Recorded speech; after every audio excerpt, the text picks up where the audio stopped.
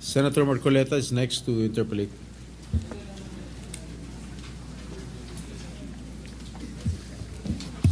Maraming salamat, Mr. President. I hope the good senator from San Juan is still available for a few questions. Anytime coming for you, Senator Marcoleta. Salamat po, Mr. President. Wala naman pong debate na kailangan talagang hanggat maaari ay sapat ang pondo ng PhilHealth para mapaglingkuran ang ating mga kababayan, lalong-lalo na po yung nasa panig ng kahirapan. Ngunit dahil po sa experience natin sa PhilHealth, sa kanilang pamamaraan kung paano itaguyod ang kanilang mandato, ay hindi naman sila makapagbibigay sa atin talaga ng magandang record. Unang-una na po ay halimbawa po yung konsulta package, Mr. President. Magkano po ba yung konsulta package, Mr. President?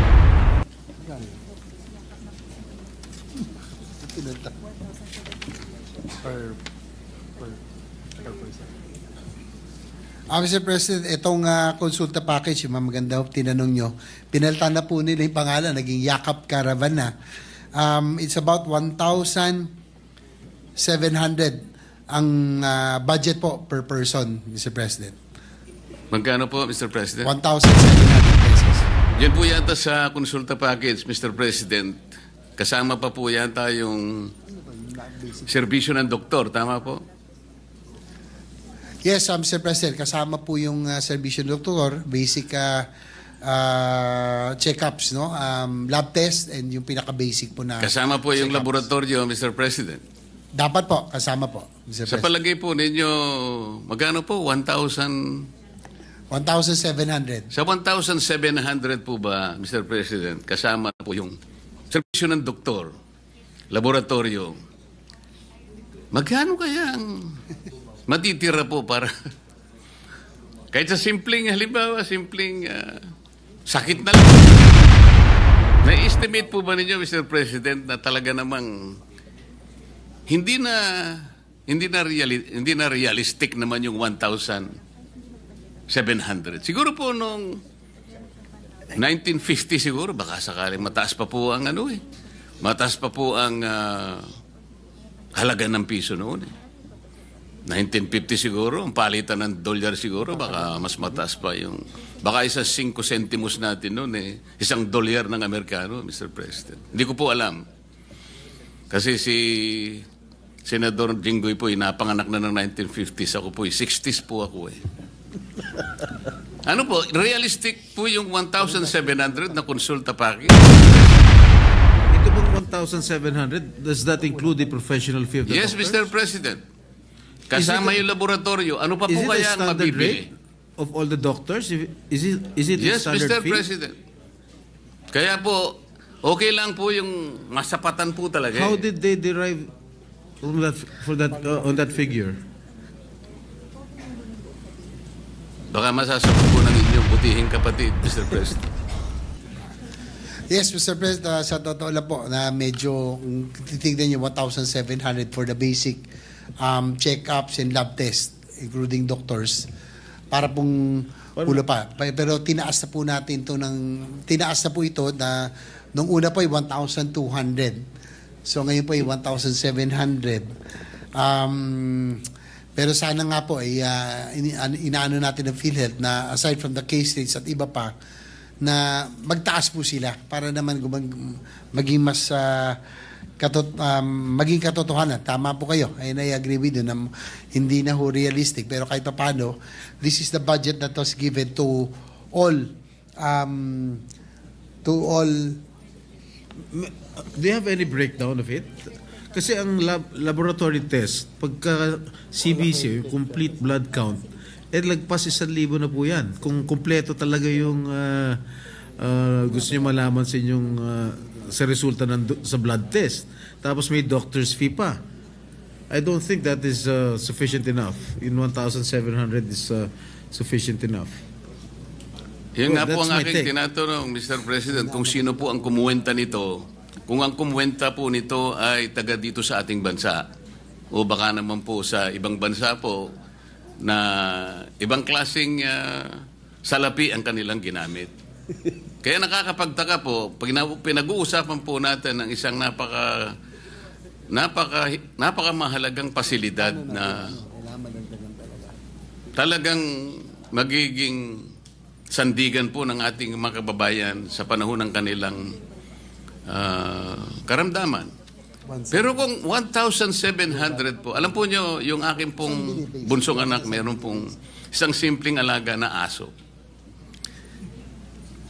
Alam po ba ninyo kung magkano po ang nagagastan niya yung parang paliguan? Kasi po may shampoo pa po yata ang importante na yung meron tagagupit po ng kanyang pati kuko po ginugupit at nagkaroon po ng Grooming.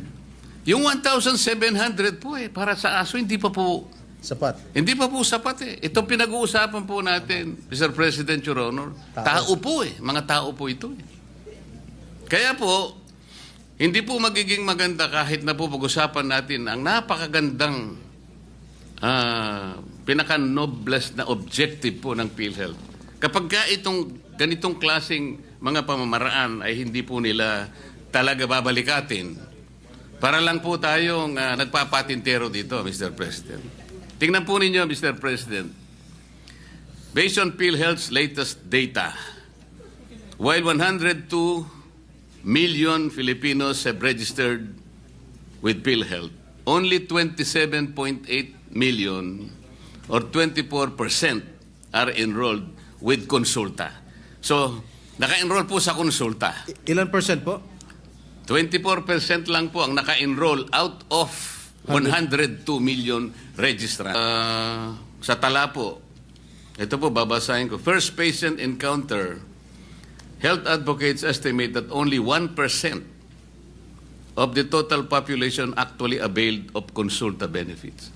1% pa lamang po, Mr. President, ang nakabenepisyo na po sa, ewan ko po kung paano na benefit sa 1,700. Pero 1% lang po, Mr. President. So, kung 1%, ilan po yung pasyente na yun? O isa 115 million po tayo. 100,000 lang po siguro ang na-benefit. O baka hindi, mahina po tayo out sa of the kwenta. 100 million, you mentioned earlier, 24% lang yung nag-avail ng Consulta package. 100,000 lang. Ganun po ang kaawa-awang kalagayan ng PhilHealth. Tayo pong lahat gustong sumuporta Kung kinakailangan pong lahat na po ng kayamanan ng Pilipinas, ibigay na po natin sa PhilHealth. Ngunit kailangan po namang ito ay talagang ayusin. Para sa ganon, yung perang ibibigay at pagtitiwala sa kanila, mapakinabangan po ng nangangailangan. Yun lang naman po yung pakiusap. Halimbawa, isa pa po, Mr. President, katakot-takot na corruption po sa PhilHealth. Tingnan na lamang po ninyo kung bakit nawawaldas. Ginawa pong milking cow ang PhilHealth nung kami po ay inimbestiga namin yan. Lahat po, hindi ko naman po nilalahat ang mga healthcare institutions. Ngunit sa dami po ng bilang na talagang dinisiplinahan ng PhilHealth. Halos lahat po. Kunwari po, na-admit ang isang pasyente. 2 days lang pong nag-admit. Gagawin pong 7 days o kaya 10 days. Para sa ganun po ay singilin sa PhilHealth at paghahati-hatian po yung kanilang nakulimpan. Minsan naman po ang sakit ay hindi naman malala. Sipon. Gagawin pong pulmonya. Isip-isipin po ninyo yung gagawin nila. Ito pa po yung panghuli. Para naman po natapos na po ako. Magkano po ba yung ano yung tawag doon? Thermodialysis, Mr. President Juro. Magkano po ba yung nagagastos natin sa isang sesyon ng magkano per 3,000? hemodialysis? Magkano? Mga 3,000. Mga 3,000. Dance of a budget analyst. Not necessarily, Mr. President. People expect us to know the basic Your Honor, of, Mr. President, sa huli pong the ano, budget itong process latest and nasa budget analysis. Of course, 6,350 na per session. not all of us come from the same background. Ang Dati po, nasa binabasa, 3,000 lang. Expect Eh. us to session o per know at cycle? least the basics, Mr. President. That Per is the session. point, Mr. President. Ako po, Per session, dahil Your Honor. na-invite So one ako, day? ay 6,000? I would expect a lot of 6,350. assistance So how can from my staff. the... Kaya ako po Mga tinatanong, people Mr. President, may palagay po ako nang pinagbasihan po ninyo ng inyong sagot, Mr. President, Your Honor, ay itong nakuha ko pong post dito sa social media.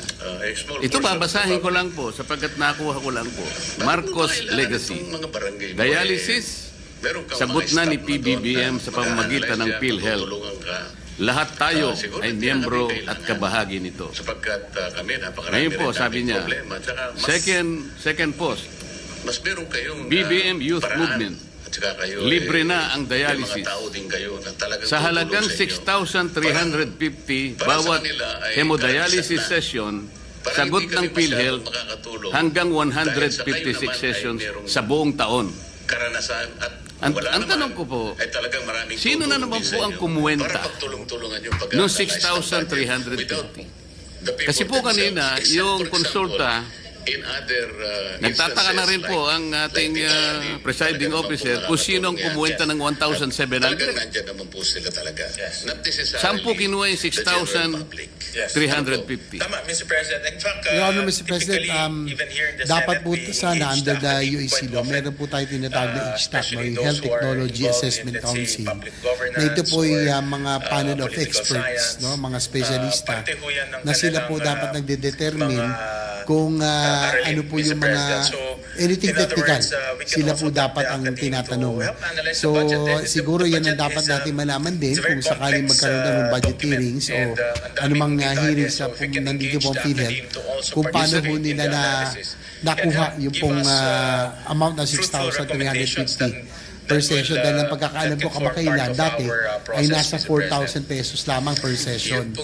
So, nagulat din ako na medyo tumaas na ng 6,350 from about 4,000 pesos.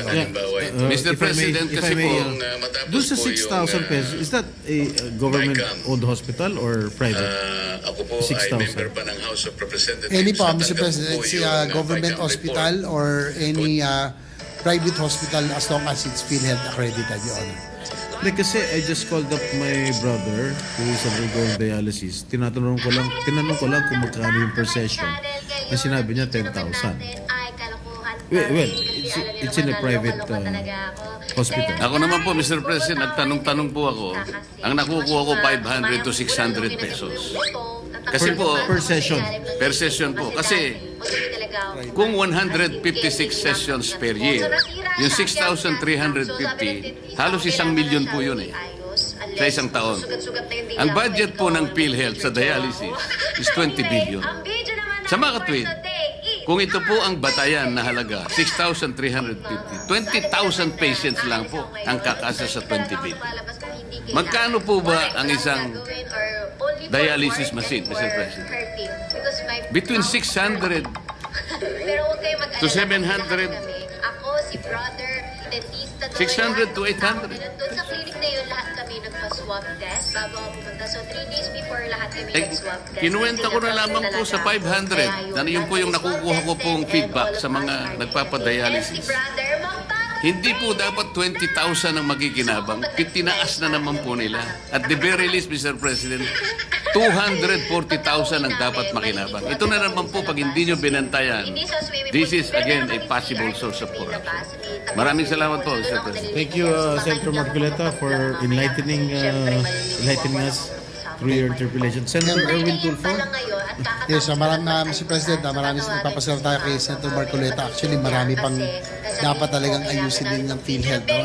Yung mga binanggit nyo kanina, yung mga upcasing cases, yung mga cataract scam at iba pa, yan ay talagang dapat din nating masiguro na hindi na po mangyayari para mas magamit na maayos yung pong pondo ng PhilHealth. Kasi pag sinabi ko, May